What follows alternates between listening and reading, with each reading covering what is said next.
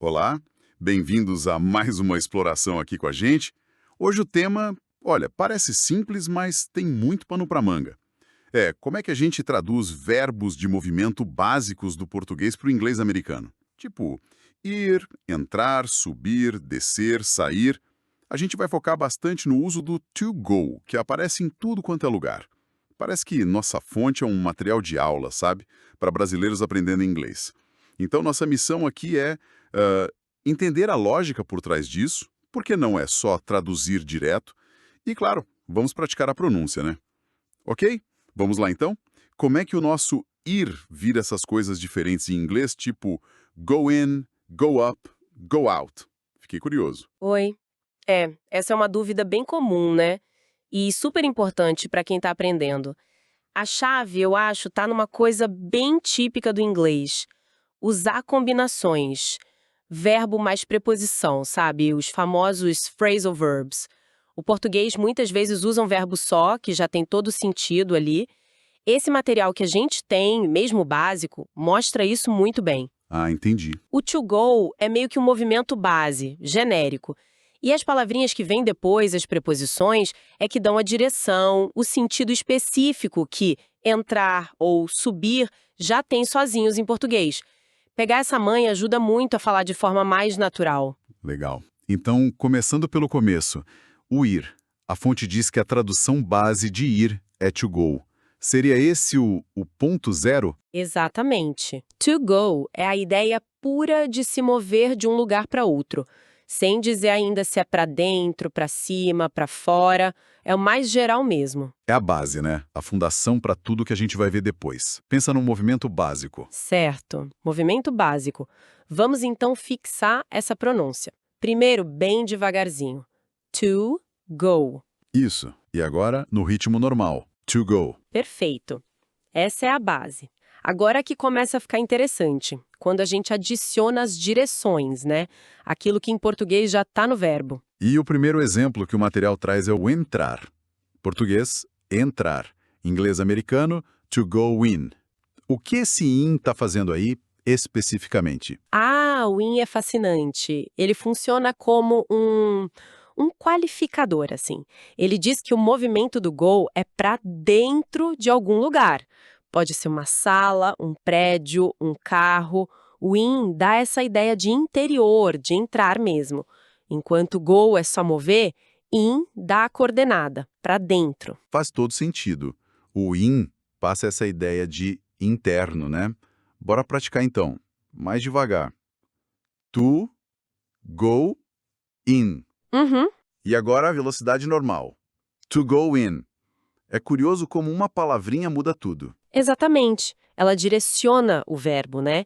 E essa lógica vai se repetir. Qual o próximo que a fonte traz? O próximo é subir. E a fonte aponta to go up, para subir. Parece que tem um padrão se formando aqui, hein? A estrutura é a mesma. Go mais a direção. Isso mesmo. O padrão é bem consistente, viu? Principalmente com esses verbos de movimento. Aqui, a proposição é up. Ela faz o papel de indicar para cima, né? Direção ascendente. Do mesmo jeito que o in indicava para dentro, o up indica para cima. O verbo base, o go, continua lá. Mas é o up que traz a informação que o nosso subir já carrega sozinho. Entendi. A lógica está ficando clara. Vamos ouvir como soa? Devagar. To go up. Sim. E no ritmo normal? To go up é como montar com bloquinhos mesmo. O movimento go e a direção up. Ótima analogia. É essa a mecânica. E claro, se tem para cima... Tem para baixo. Exatamente. A fonte continua com descer, que vira to go down. É o espelho do to go up, né? Perfeito, é isso mesmo. A preposição down faz o contrário do up, indica o movimento para baixo. Ela que dá a coordenada para baixo para o verbo genérico go. E aí forma um equivalente do nosso descer. A estrutura verbo plus preposição continua firme. Certo. Então, para fixar a pronúncia do movimento para baixo. Devagar. To, go, down. Uhum. E agora, na velocidade normal. To go down. Olha, parece que depois que a gente pega essa estrutura com o go, fica mais fácil entender e talvez até prever outras combinações, né? Com certeza! Reconhecer esses padrões é um atalho muito bom no aprendizado. O inglês usa muito essa estratégia, sabe? Combinar verbos simples com essas partículas, preposições, advérbios, não só com go. Dominar isso abre muitas portas. E para fechar o pacote básico de direções que a fonte trouxe, temos sair. A tradução indicada é to go out. Imagino que a lógica seja a mesma. Exatamente a mesma. O out aqui funciona como o oposto do in, que a gente viu no to go in. Ele indica o movimento para fora de um lugar. Com isso, a gente fecha o ciclo das direções básicas em relação ao espaço, né? Para dentro, in, para cima, up, para baixo, down e para fora, out. Todas usando o verbo to go como base. Perfeito. Então vamos para a pronúncia de sair em inglês. Lentamente. To go out. Isso. E normal. To go back. Ok, cobrimos os 5 exemplos principais da fonte. Mas essa lógica de go plus proposição parece tão útil.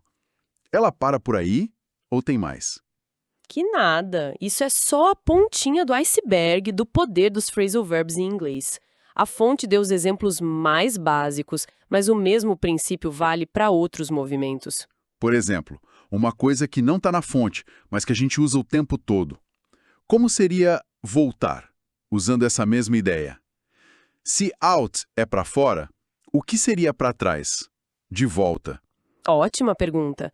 Mostra direitinho como o padrão funciona. Para a ideia de retornar, de ir de volta para um lugar, o inglês usa muito to go back. A partícula back tem esse sentido de retorno, de movimento para trás. Então, vamos lá devagar.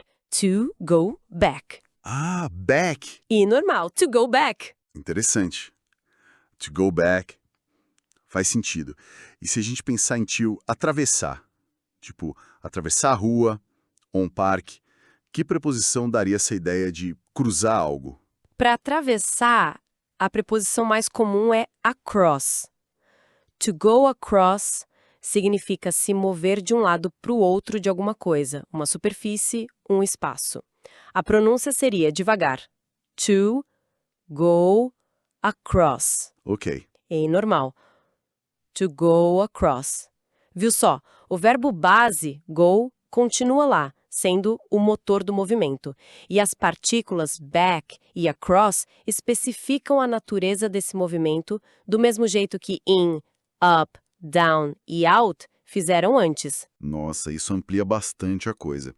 Então, recapitulando o que a gente viu, começamos com o ir básico sendo to go, mas para dar as direções que em português muitas vezes já estão no próprio verbo, como entrar, subir, descer, sair, e agora a gente viu voltar, atravessar, o inglês americano geralmente junta preposições como in, up, down, out, back, across ao verbo to go. Essa parece ser a grande lição que a gente tira da fonte e dessa nossa pequena expansão. Exatamente. E se a gente pensar no quadro geral, o que a gente nota é uma diferença bem fundamental na estratégia das duas línguas para descrever movimento, né? O português parece preferir verbos mais específicos, que já carregam a direção, entrar, sair, subir, descer. Já o inglês tende a usar um verbo mais genérico, tipo to go, e aí usa as preposições ou advérbios para especificar a direção. São os phrasal verbs fazendo o seu trabalho. Essas combinações criam um sentido que é mais do que só a soma das palavras. Essa diferença é muito importante para quem está aprendendo, né? Quer dizer que quando a gente pensa em inglês, não é só achar o verbo, tem que pensar na combinação, verbo plus partícula de direção. Usando sua metáfora de antes, não é só pegar o go, tem que dar a pincelada certa com in, up, down, out, back, across, para pintar a cena do movimento certinho. Perfeito. E entender isso ajuda a evitar aquelas traduções literais que são esquisitas ou até erradas em inglês, sabe? Não é que uma língua seja melhor que a outra, claro. São só jeitos diferentes de organizar o pensamento sobre espaço e movimento. O português, nesse ponto, é mais focado no verbo em si, né? Enquanto o inglês depende mais dessas partículas para dar a direção. Então, o ponto-chave mesmo que a gente tira dessa análise, partindo desses exemplos básicos, é a importância gigante dessas palavrinhas pequenas, as preposições, junto com o to go, para falar de movimento com direção em inglês, onde o português usa um verbo só, o inglês muitas vezes usa essa dupla, go plus preposição. Sem dúvida. E isso até levanta uma questão interessante, né? Sobre como a nossa língua materna molda o jeito que a gente percebe e descreve o espaço. Talvez quem fala português preste mais atenção no tipo de ação do verbo, e quem fala inglês talvez foque mais na trajetória que a preposição define. É fascinante como línguas diferentes fatiam a realidade de jeitos diferentes. Muito fascinante mesmo. E isso me deixa pensando. A gente focou bastante no to go hoje por causa da fonte, né? Mas como você falou, essa lógica dos phrasal verbs é bem mais ampla no inglês. Então fica aí uma reflexão para quem está ouvindo. Que tal começar a reparar como outros verbos de movimento em inglês, tipo come, vir, get, que é super versátil, chegar, obter, ficar, put, colocar, take, pegar, levar, como eles também se combinam com essas mesmas preposições. In, out, up, down, back, across e outras como on, off, elas criam um monte de significados diferentes. Perceber esses padrões em outros verbos pode ser o próximo passo para desvendar mais ainda a lógica do inglês. Fica o convite para continuar essa exploração por conta própria.